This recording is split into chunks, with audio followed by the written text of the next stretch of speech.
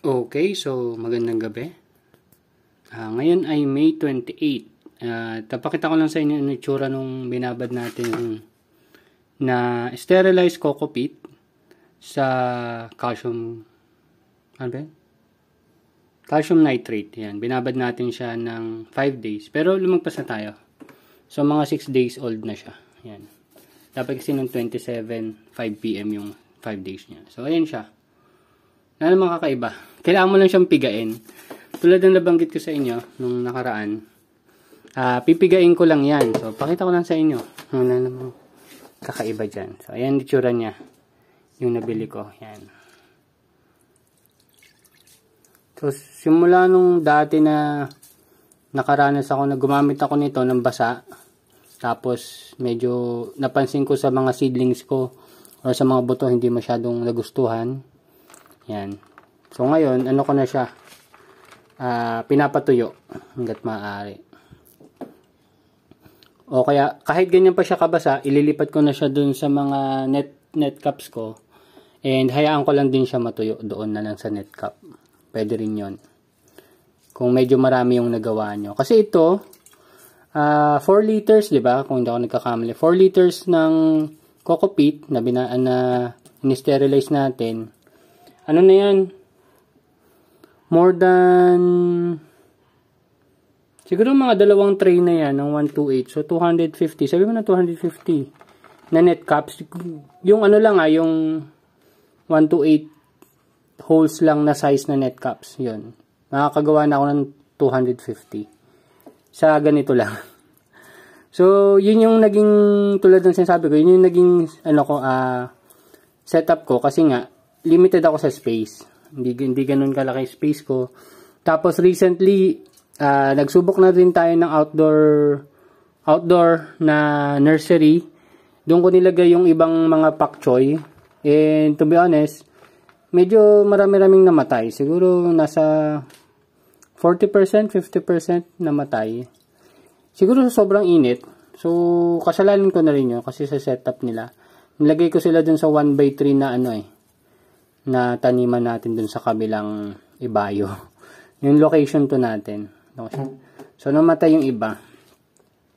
And marami pa akong ibabalita sa inyo ng mga sablay ngayon. Kasi di ba ang dami kong medyo nagsabay-sabay yung mga pinaggagawa ko.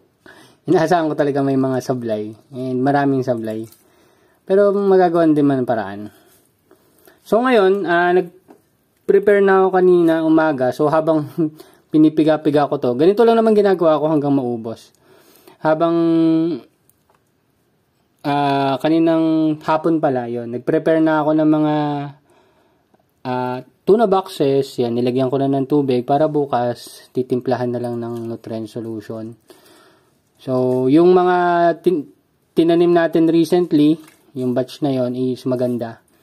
So, napag-alaman ko na yung pH siguro ang highly possible na problema kaya hindi ganoon naging maganda yung harvest natin ngayon. Pero yung susunod nating harvest sa palagay ko maganda na yon. Sunod nating harvest is June 13 yan. Alam ko mga dapat June 14 yan Pero anyway, alas pares lang naman yan. So ito rin pala. So hugas lang ako kamay Pakita ko lang muna yung iba kasi hindi naman puro. Yan lang gagawin ko. Tapos, hayaan ko lang siyang matuyo dyan. Tapos, from time to time, hinahalo ko siya kasi yung ibabaw tuyo, yung ilalim hindi tuyo. So, kailangan mo siyang haluin. So, wait lang, hugas lang akong kamay. Pakita ko na rin yung last time na hinalo natin na solution A, na galing kay Katanim, yung Kiss solution. And ito naman yung solution B. Kiss solution din yan. So, mas konti to kasi, 10 liters, ito 6.6 liters. So, sa tansya ko, nasa 6 liters yung magagawa mo dun So, 5 liters ng tubig, tapos yung mga nutrient solution ni Katanim. Dito, calcium nitrate. Dito, yung Kiss solution, tsaka magnesium sulfate. Yan. So, pakita ko lang sa inyo. Rico, mabigat. Medyo mabigat Anyway, pakita ko na lang yan. Malinaw na siya. Pero to be honest, dun sa ilalim, medyo may mga hindi siya residue Palagay ko, na siya impurities. Anyway, kukunin ko lang yung sa ibabaw, hindi ko na siya halo. Ewan ko kung haluin ko pa, tas i-distribute ko dito. So ito'y para mas maganda rin yung comparison natin sa susunod in terms of dun sa mga nabibili natin. Isi-separate muna natin yung Kiss Solution and Nutri-Hydro na calcium nitrate. Yan. Tapos, ito namang kabila, ano rin siya, naging maganda. No? Transparent pa rin naman, di ba? Kita ba? Basta, ayun o, ayun o. Nakikita yung anino ng paa ko sa likod. Ayan. So, maganda siya kumpara dun sa dati kong nagawa. Although may, yun nga, may konting residue sa ilalim, pero hindi siya yung nutrient solution eh. So, na-dissolve naman natin nutrient solution. Sa palagay ko mga impurities yun. Pero goods pa rin yan. Gagamitin pa rin natin yan. And yung next na bibili natin ay Nutri-Hydro naman, tapos maghahalo rin tayo. Kung paano natin to ginawa, ganun din ang gagawin natin kay Nutri-Hydro based sa setup nila. Ang pinagkaiba lang naman nila ni Katanim, yung solution B ni Katanim, ihalo mo muna yung tubig, tapos Kiss Solution, dissolve mo muna bago mo ihalo yung magnesium sulfate. Kay Nutri-Hydro, magnesium sulfate, ay yung yung CFF formula nila eh. Ang tawag nila dun sa formula. CFF formula ng lettuce, tapos magnesium sulfate, magkahalo na sila, tapos lagyan mo ng tubig. Pwede yun sa kanila. Kaya mas madali maghalo ng Nutri-Hydro. Base sa akin. So ito yung humidity natin ngayon, nasa 66. Tapos, yung temperature natin is nasa 31. Gabi na ngayon, 8:30. Yan. So, hindi ko na papakita kung paano magsalin na. Basic na yun sa inyo. So, pakita ko lang una. Ito. Hindi ko pa na-update eh. Pero ito, na tayo dito. Ongoing na tayo sa DFT setup natin. Although maraming challenges. Pero nasisimulan na natin. Tapos, yung raised bed, gagawin natin yung large potted pots. So, yun, large pots kaysa raised beds. Pag raised beds kasi, mahirap ilipat-lipat. So, large pots, yung 10 gallons na sinasabi ko sa inyo, yun, okay yun. So, nagsimula na tayo doon. Meron tayo sa location 2, Marigold. Dito sa location 1, meron tayong mint na large pots. Then, yung chives natin, hindi tumubo. Papalitan natin yun ng onion bunching. Yan. So, ito namang traditional and modern yan. Yung, parang fertilized irrigation, yung idea ko dyan. Pero, wala pa kasi hindi pa naman natin talaga nasi-set up. So, ito yung schedule natin. Magbabago pala yan. So, ito nakita nyo, May 16. Ito yon May 16. Pero wala dyan yung tinanim ko nung Friday, which is nung May 24. Yan. So, ang ginagawa ko na kasi ngayon, every Friday, nagtatanim na ako. Ang target ko lang every Friday, at least 2 box. At least 2 box. 2 to 3 box siguro per week. Weekly na tayo. Kasi nga, may sinusupply naman tayo. Si Kuya Jojo. So kanina, nakabenta naman siya ng 6 na piraso. Mababa pa rin kung tutuusin. So, mag-isip tayo ng ibang way. Pero ito yung seedlings natin, nung May 16, Ito mula dito sa mint. Mint to eh. Ito mint. Papunta dyan. Yan yung May 16 natin. So, medyo uniform naman siya. Then, yung siningit ko lang nung May 24. Ayan.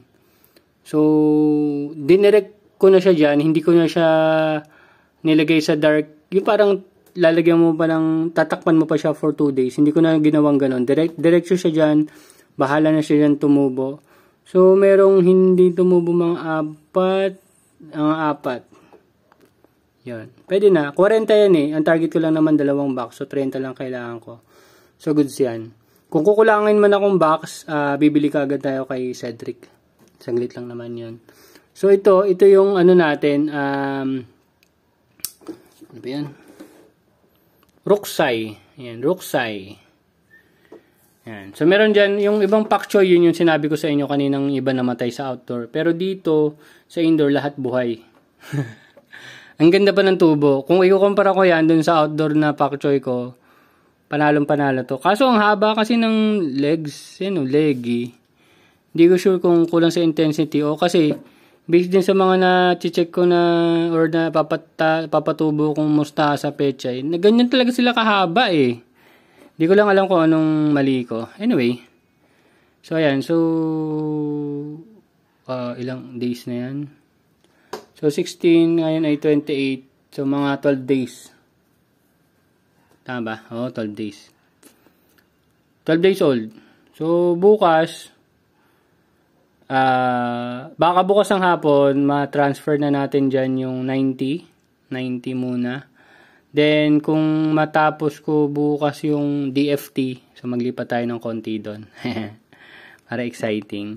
And yung ginawa ko palang 1 by 1 na doon sa location 2, sablay, hinangin, inangat ng hangin. So, ipopostpone muna natin yon. Baka ma-push akong humanap ng budget para sa 1 by 3, pero bakal. At saka isang bagong setup din, hindi katulad nung dati nating setup. So, ayun, marami pang gagawin. So, hopefully magawa.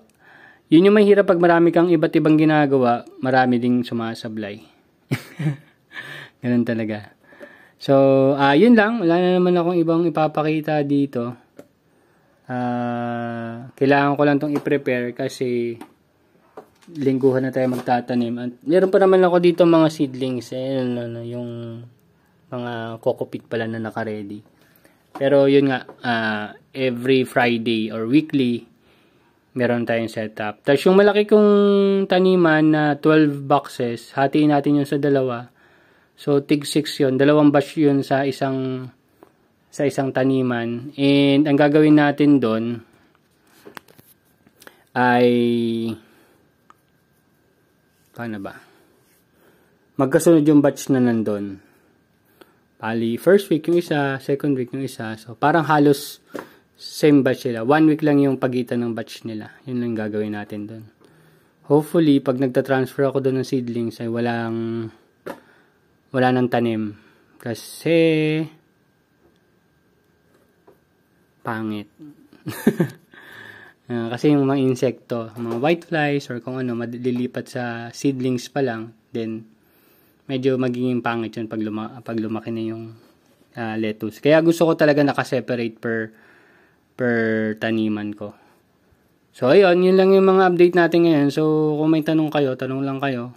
Pero ganyan na yung pagtatanim ko. Pero hindi pa yun yung ano pala natin, yung upgraded setup natin. Ayan. Diba? Yung upgraded natin na setup ng seedling. Ayan, may mga daming kokopit. Kasi naglagay ako ng ano dito ng mga net caps nung nakaraan Ayan. So ito, upgraded setup na rin yan. Ayan. Yan yung gagamitin natin. I-transfer ko lang to, tapos papalitan natin ng bago. Yun lang naman. So, paulit-ulit lang. And, palagay ko, kung gagawin natin weeklies, ay 30, 6 times 6. Kasi 6 weeks kada harvest 6 times 6, 360. So, angat ng konti yan. Kung 30 heads lang tayo every week. Pero, malamang, meron tayong minsan 6 beds. So, mga 90 yon. Minsan may 90 tayo. So, lalagpas tayo ng 360. Baka umabot tayo ng 450 per month. So, wala pa rin sa target natin 600. Pero, tinatrabaho natin yan. So, ayan. So, mababago ng konti ito. Kasi nga, every Friday na tayo. Pero, mas madali na siyang matandaan Ito medyo nahihirapan pa ako. Pero basta pagdating ng after 6 weeks simula ngayon, ano na yan? Simula ngayon. So by by July siguro weekly na tayo mag-harvest. So, doon na tayo. May iba't iba pa akong idea. Share ko rin sa inyo. Hopefully, maintindihan nyo. Kung hindi maintindihan, kaya nyo Diskartehan nyo na lang. So, yun lang. Thank you very much and see you next update, mga tropa. Bye-bye.